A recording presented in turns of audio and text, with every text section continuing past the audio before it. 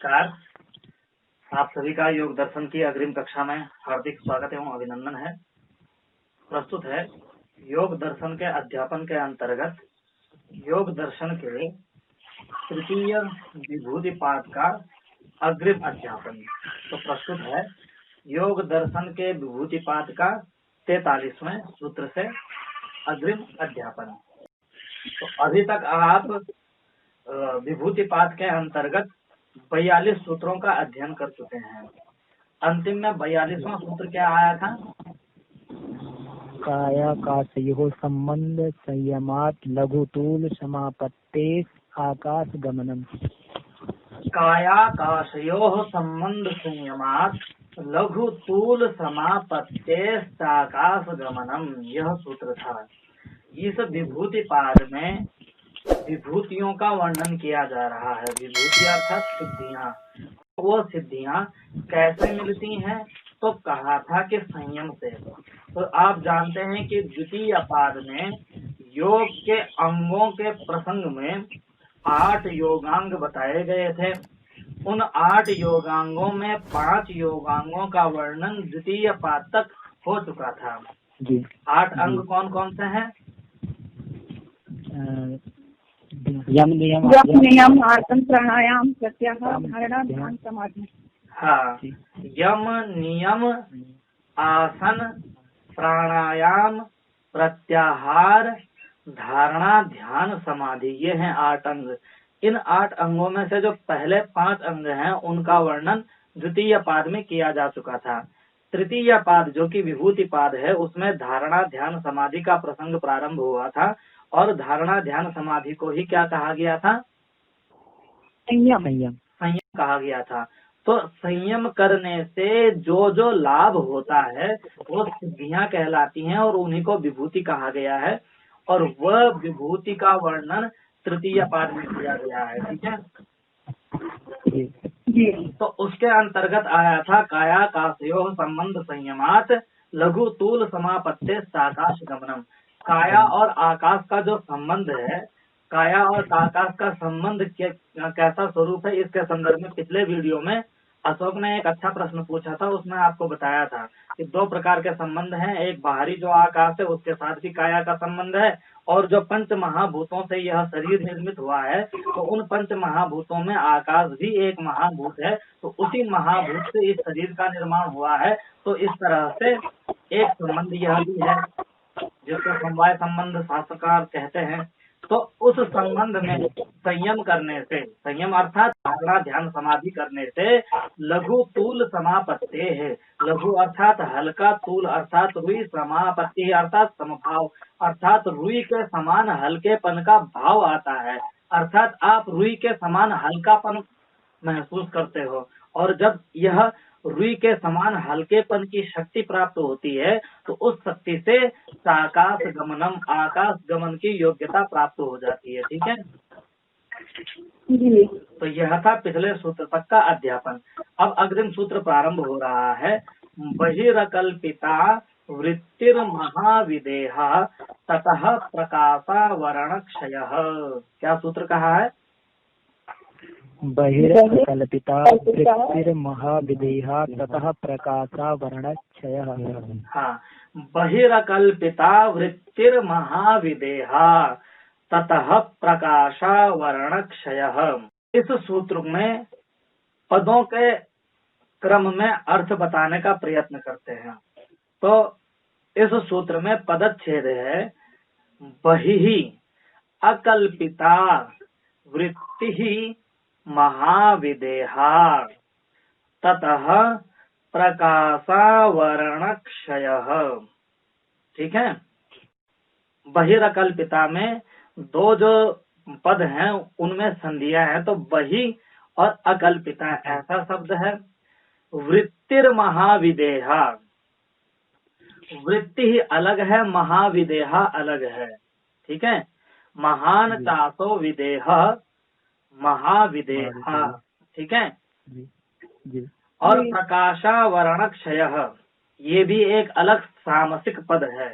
तो एक अपने ढंग से अर्थ बताने का क्रम उपस्थित कर रहा हूँ कि बहिरकल्पिता वृत्ति, जो बहि अर्थात बाहरी, अकल्पिता अर्थात जो कल्पित न हो, ऐसी जो अकल्पित है। और वृत्ति, वृत्ति का अर्थ क्या है? व्यापार।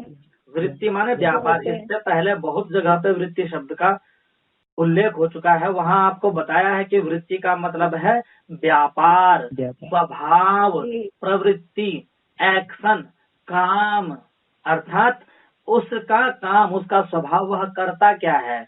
तो कहा कि बाहरी जो अकल्पित वृत्ति है, ठीक है, बाहरी जो अकल्पित वृत्ति है, वह वृत्ति महाविदेहा कहलाती है। क्या कहलाती है? महाविदेहा कहलाती है। बाहरी अकल्पिता नाम की वृत्ति महाविदेह कहलाती है। और उस महाविदेहा वृत्ति में संयम करने से, ततः अर्थात उस बाहरी अकल्पित वृत्ति में संयम करने से, यह अर्थ है ततः का। ठीक है जी। प्रकाशावरण क्षय, यह प्रकाशावरण क्षय दो समास हो सकते हैं। प्रकाशस्य यद आवरणम तस्य क्षयः, कि प्रकाश का जो आवरण है उसका नाश, ये हो सकता है प्रकाशावरण क्षय का। ठीक है अर्थ जी जी। अर्थात प्रकाश को जिसने ढका हुआ है उसका नाश, अर्थात जिसने ढका हुआ है। प्रकाश है, प्रकाश को किसी ने ढका हुआ है, तो इसका नाश, ना कि प्रकाश का नाश। ठीक है जी। तो एक यह अर्थ होगा। एक अर्थ होगा प्रकाश रूपी आवरण का क्षय, तो प्रकाश है उसने किसी को ढका हुआ है, तो उस प्रकाश का नाश।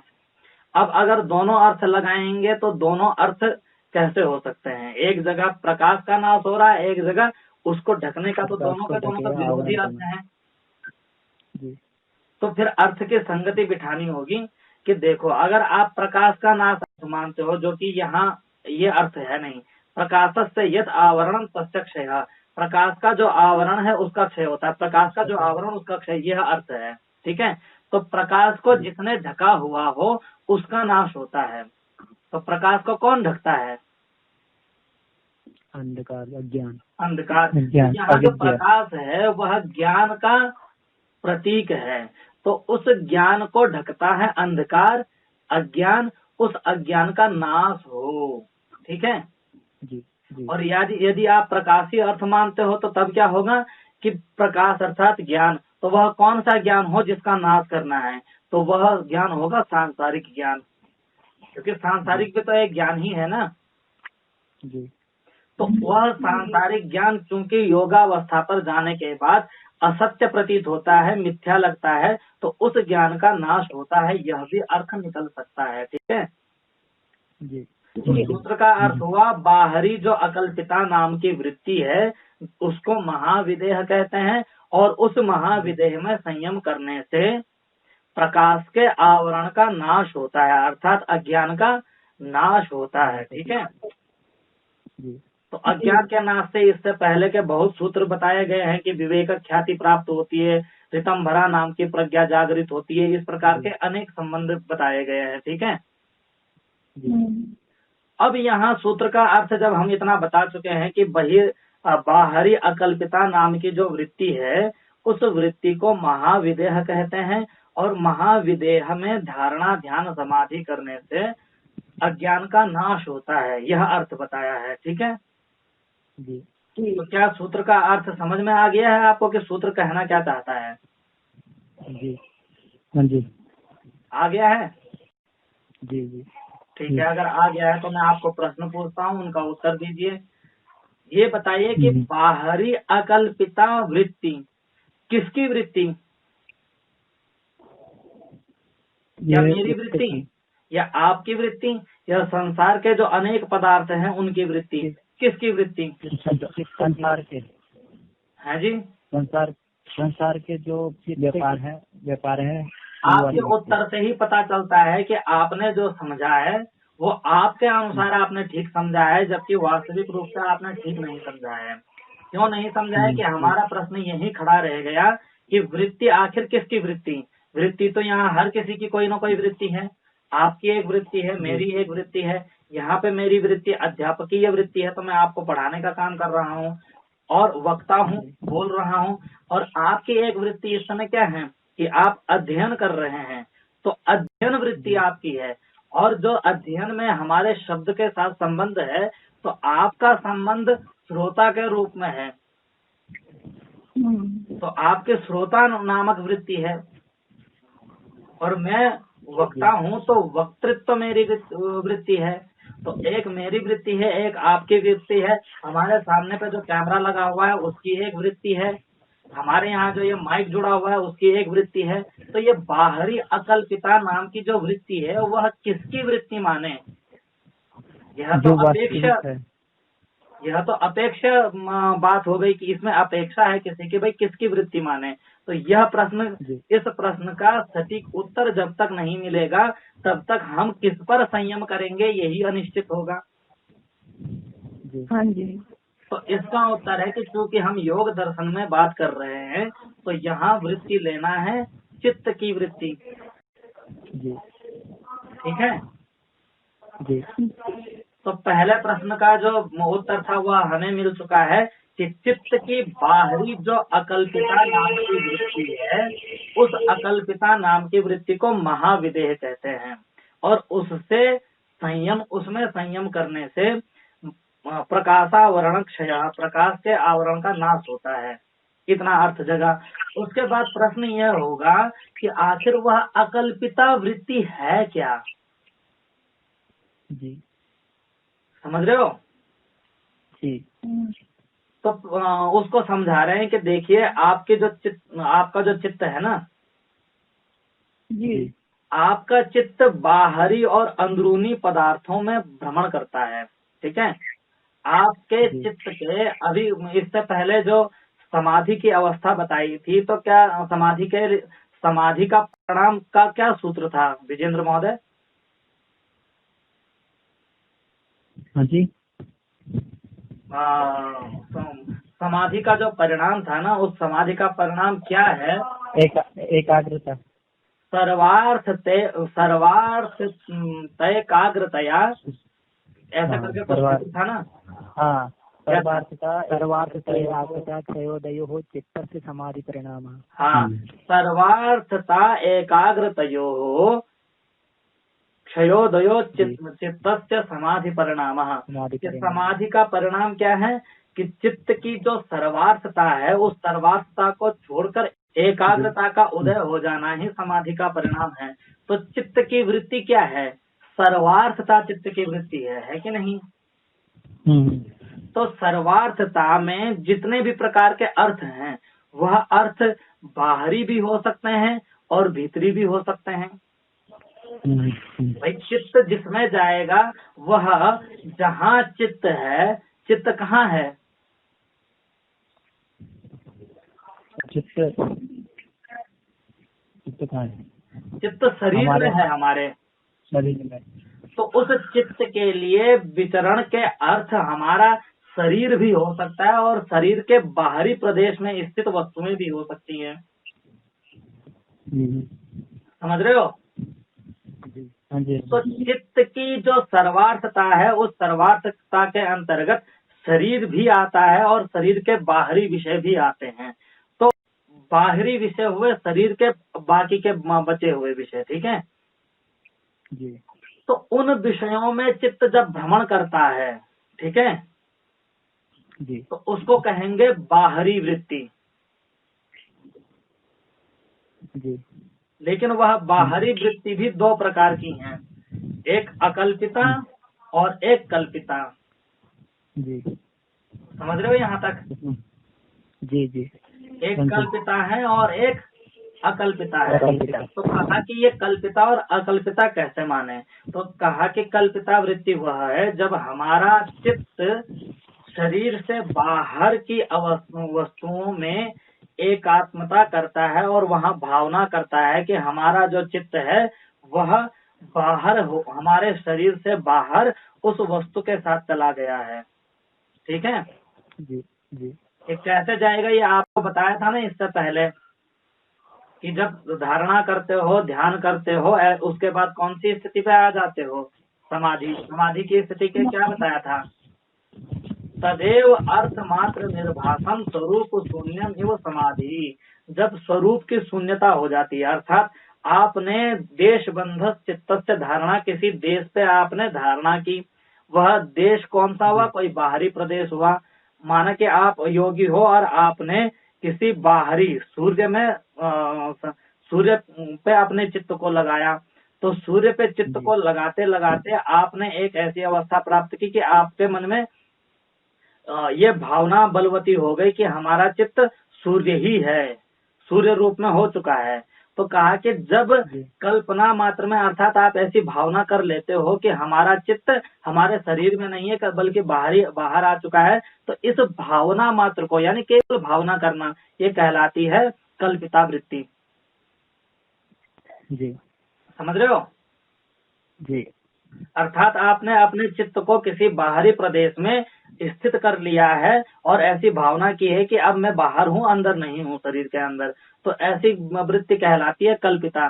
देखो, इसको कल्पिता क्यों कह रहे हैं, क्योंकि आप कल्पना कर रहे हैं। वस्तुतः आपको अभी ये ज्ञान है कि हाँ, ये चित्त मेरे ही अंदर है। ठीक है ना?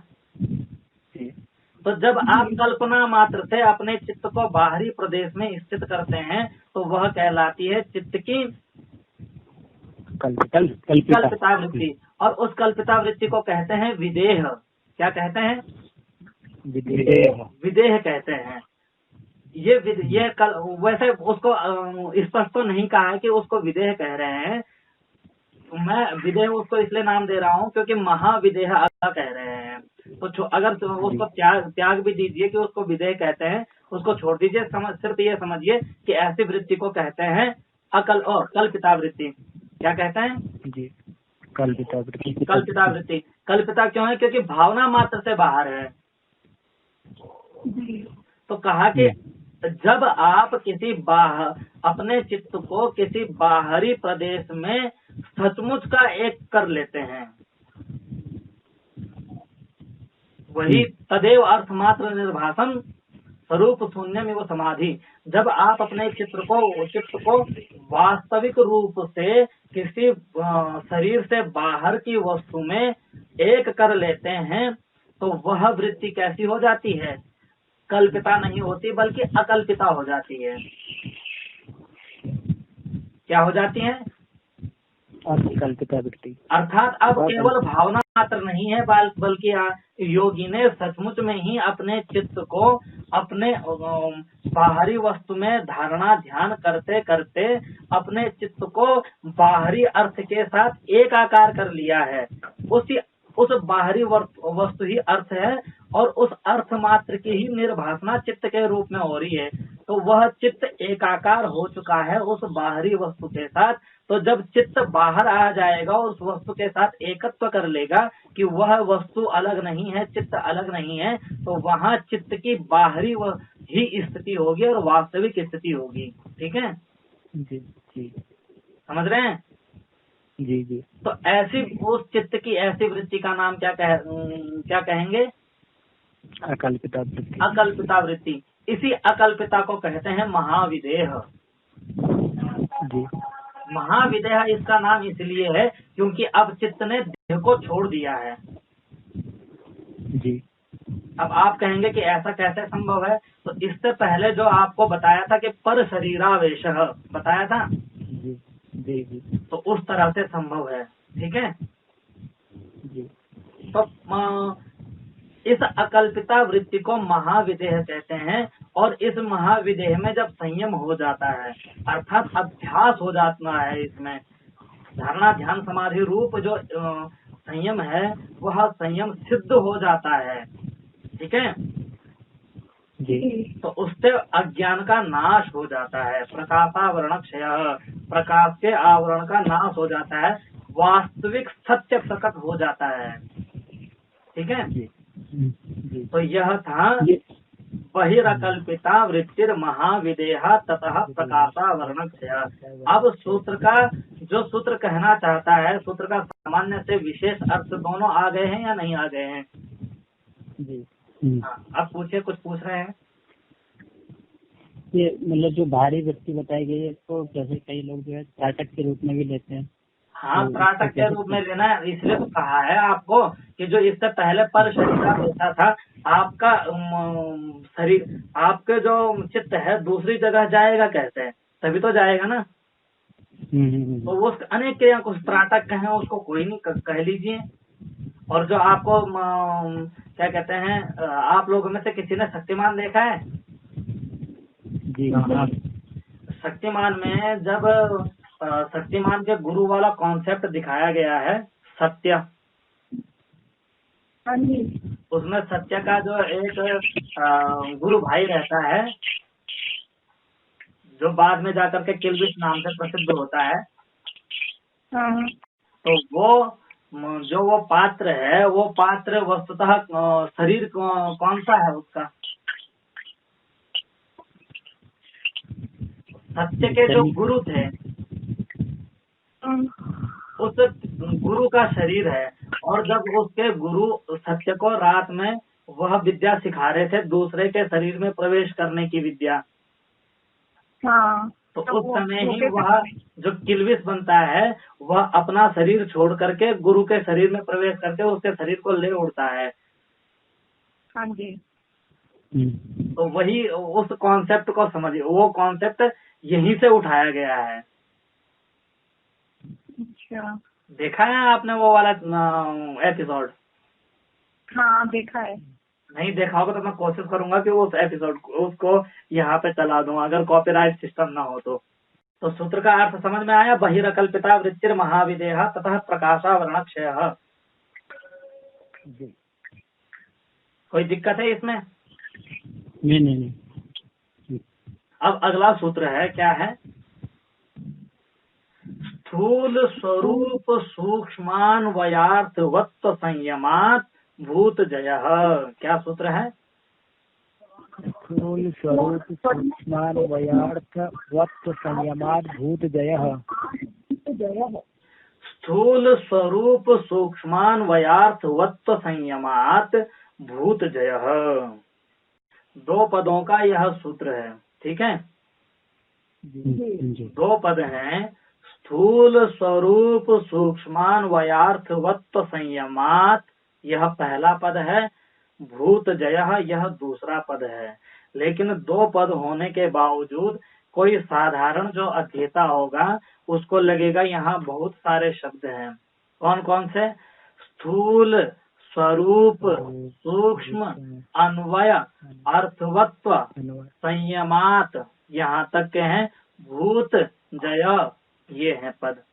तो जहाँ ऐसी प्रतीति हो वहाँ यह समझना चाहिए कि या तो ऐसे स्थल पर समास हुआ है या संधियां हुई हैं, ठीक है जी। तो ये बताएगा कौन कि संधियां हैं या समास हैं?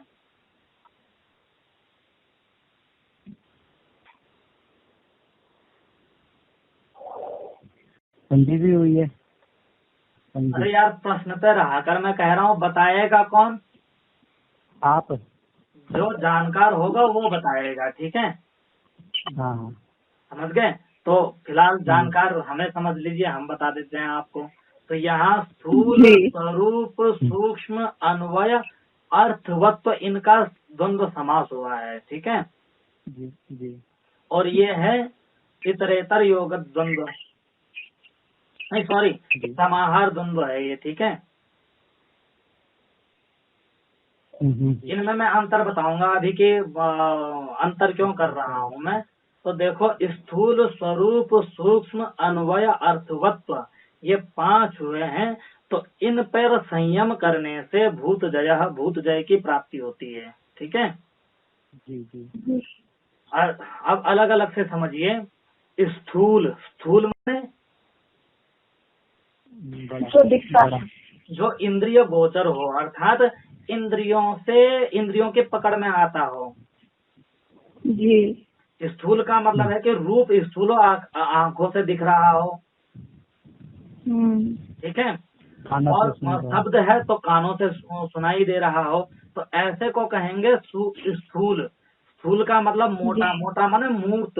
मूर्त का मतलब है यदि ही रूप है तो दिखाई देने योग्य हो, यदि शब्द है तो सुनाई देने योग्य हो, यदि गंध है तो सूंघने योग्य हो, यदि और क्या है, रस है तो स्वाद करने योग्य हो, स्पर्श है तो स्पर्श करने योग्य हो। तो जिनमें इंद्रियों से संपर्क की योग्यता है उसको कहेंगे फूल। स्थूल।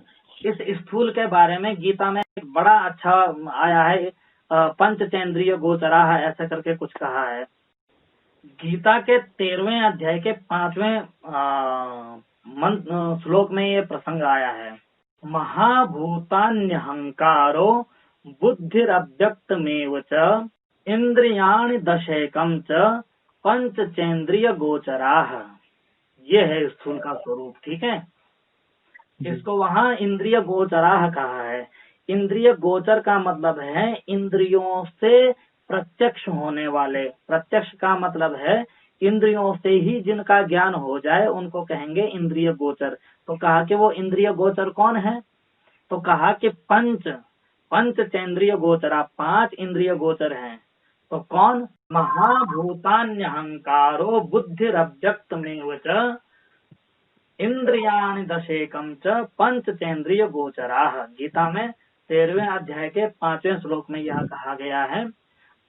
स्थूल को इंद्रिय गोचर बताया गया है, और वहाँ इंद्रिय गोचर को यह समझना है कि महाभूत, पंच महाभूत, अहंकार, महाभूतान्य अहंकारो, बुद्धि, बुद्धि माने बुद्धि, और अव्यक्त में जो प्रकृति है, ठीक है। और इंद्रियाणी, इंद्रियाणी 10 इंद्रिया, एकम च, और एक जो एक्स्ट्रा इंद्रिय है मन, वह मन इतने जो बताए गए हैं, ये जो इंद्रिय गोचराः, इंद्रिय गोचर हैं, उनको ही क्या कहा जाता है, स्थूल कहा जाता है। तो जितने भी ये महाभूत, बुद्धि, अहंकार, प्रकृति, इंद्रिय और मन, ये जो इंद्रियों के प्रत्यक्ष में आते हैं वही स्थूल हैं। तो जो रूप, इनके जो विषय हैं, तो वो विषय कौन से हैं, रूप, रस, गंध, स्पर्श, शब्द, ये 5 क्या हैं, स्थूल हैं, ठीक है। जी। तो स्थूल का तात्पर्य ये हुआ, इस सूत्र में जो स्थूल कहा गया है, उस स्थूल का मतलब है इंद्रियों के संपर्क में जो आ सकते हैं उन्हीं को स्थूल कहेंगे, ठीक है। अगला आया स्वरूप। अब कहा स्वरूप किसे कहते हैं, तो स्वरूप, स्वरूप का मतलब है लक्षण, किसी का परिचय, ठीक है जी। तो स्थूल, स्वरूप, सूक्ष्म। तो सूक्ष्म किसे कहते हैं, तो सूक्ष्म के बारे में अभी जो पहला पाद था समाधि पाद, उसमें बताया गया था कि सूक्ष्मत्वं लिंग पर्यवसानम, कि सूक्ष्म विषयता उसे कहेंगे इंद्रिय गोचरता जहाँ समाप्त हो जाती है। अरे इंद्रियों की एक सामान्य शक्ति है कि नहीं है, जी। तो इंद्रियों की शक्ति जब क्षीण हो जाती है, उसके बाद से वह वस्तु सूक्ष्म की सीमा में आती है।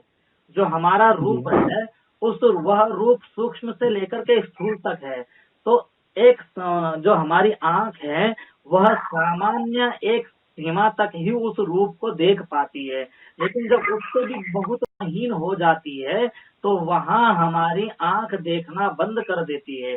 तो जहाँ से इंद्रिय प्रत्यक्ष करना बंद कर दे, वहाँ से लेकर के लिंग पर्यवसानम, प्रकृति पर्यंत तक का जो क्षेत्र है उसको क्या कहते हैं, सूक्ष्म कहते हैं, ठीक है जी।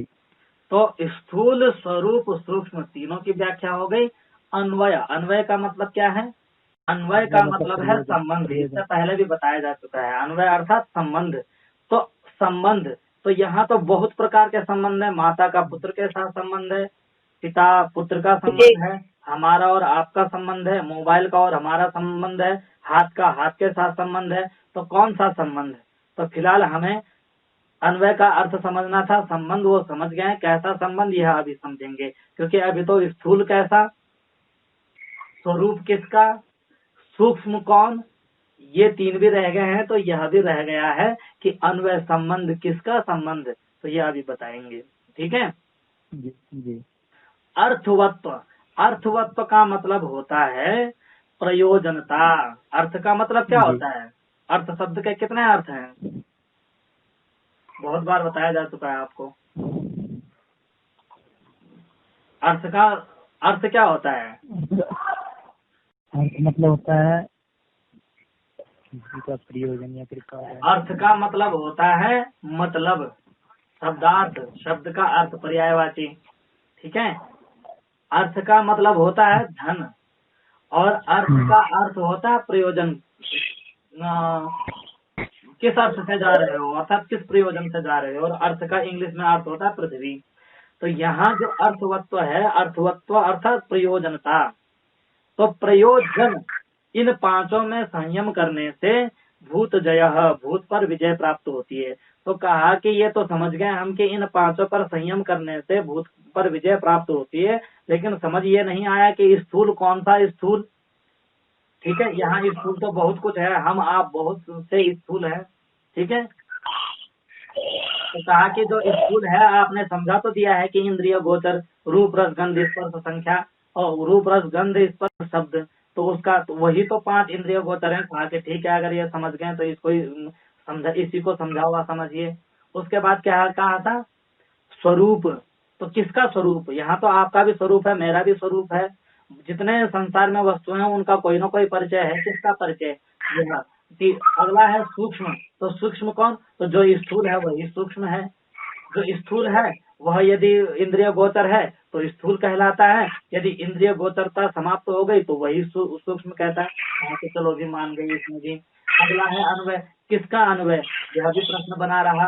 अर्थवत्ता, किसकी अर्थवत्ता, ये तो बहुत लोगों के कुछ ना कुछ प्रयोजन होता है, मेरा आपसे प्रयोजन है, आपका मेरे से प्रयोजन है। तो कहा कि यहाँ किसकी बात चल रही है, आपको संयम से क्या प्राप्त होता है,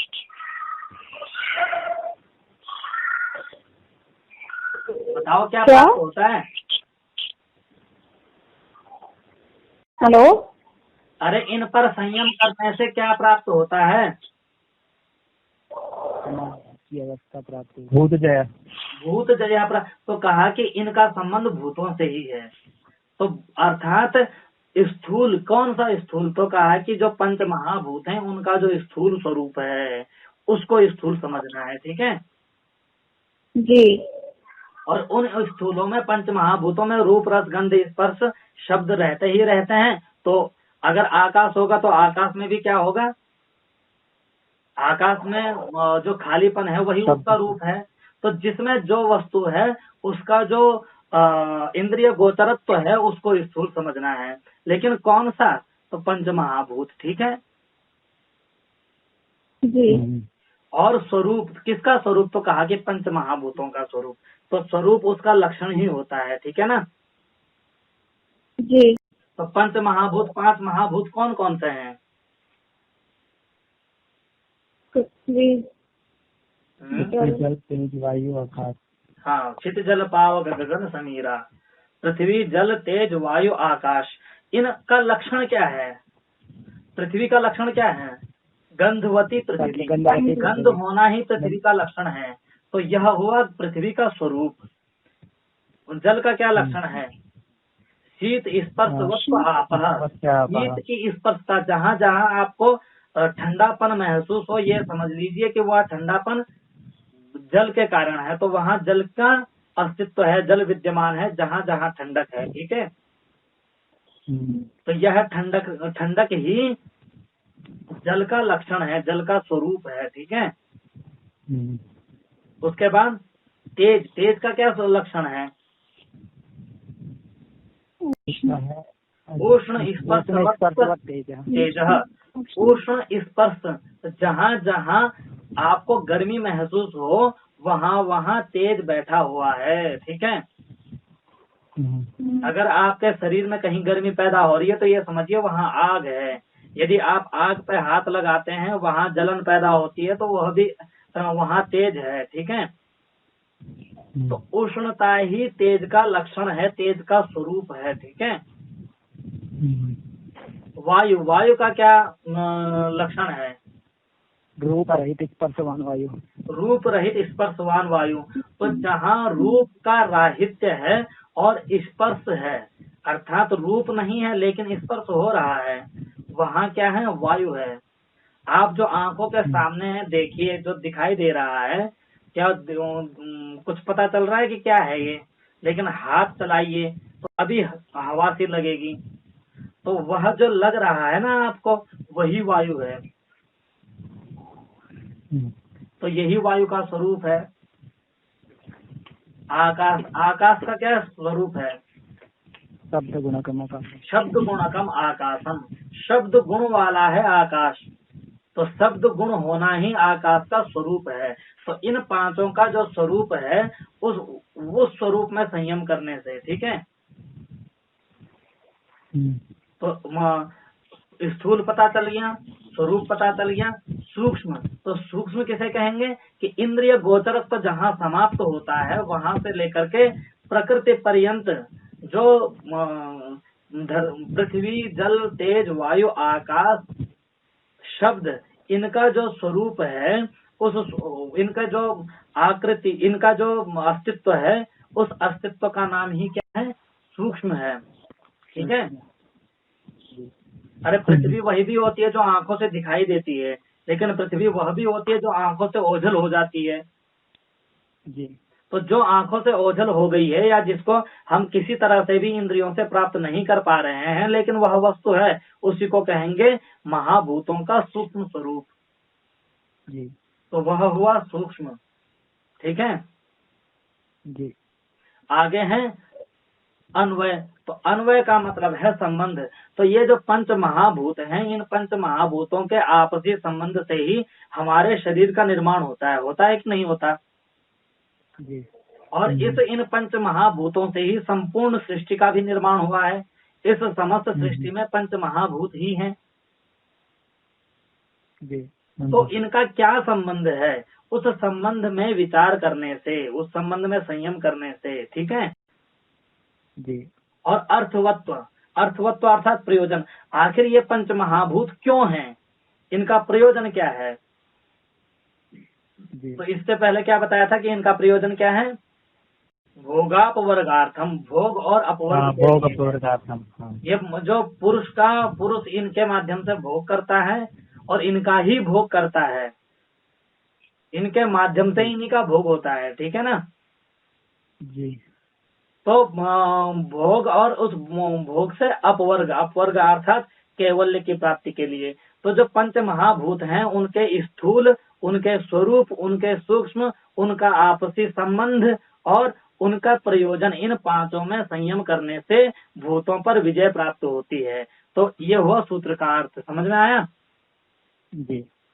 अब पता चल गया ना कि स्थूल क्या है, स्वरूप क्या है, सूक्ष्म क्या है, अन्वय क्या है, अर्थवत्व क्या है, ठीक है जी।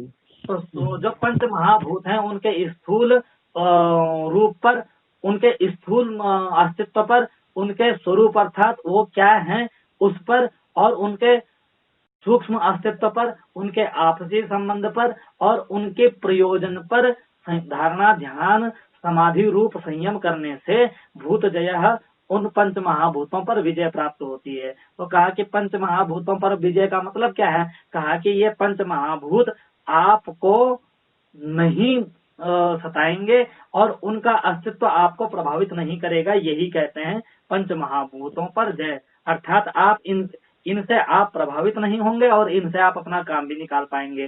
तो जैसे कि पृथ्वी है ना, अगर आपके किसी ने पत्थर फेंका तो क्या होगा?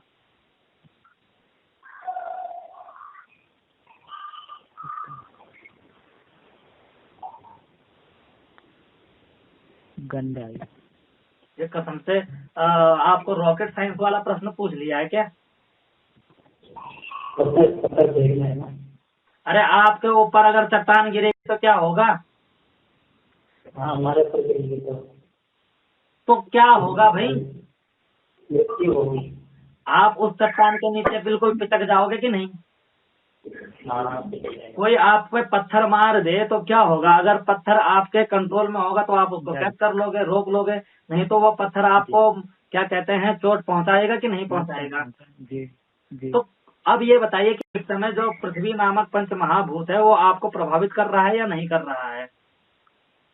जी तो कहा कि जब आप पंच महाभूतों पर विजय प्राप्त कर लोगे तो उसका प्रभाव आप पर नहीं लगेगा। अर्थात अगर आपको कोई पत्थर मारेगा तो वो पत्थर आपको फूल की तरह स्पर्श होगा। जी ठीक है। जी। तो इसको कहते हैं पंच महाभूतों पर विजय प्राप्त करना, अर्थात पंच महाभूतों का प्रभाव आपके लिए समाप्त हो जाएगा, आप और उसको आप अपने हिसाब से चला पाएंगे। इसको कहेंगे पंच महाभूतों पर विजय प्राप्त करना। तो वह विजय प्राप्त कैसे होगी? उनके स्थूल, उनके स्वरूप, उनके सूक्ष्म, उनके अन्वय और उनके अर्थवत्व पर संयम करने से। तो यह हुआ 44वां सूत्र, स्थूल स्वरूप सूक्ष्मान्वयार्थवत्व संयमात भूत जय। ठीक है।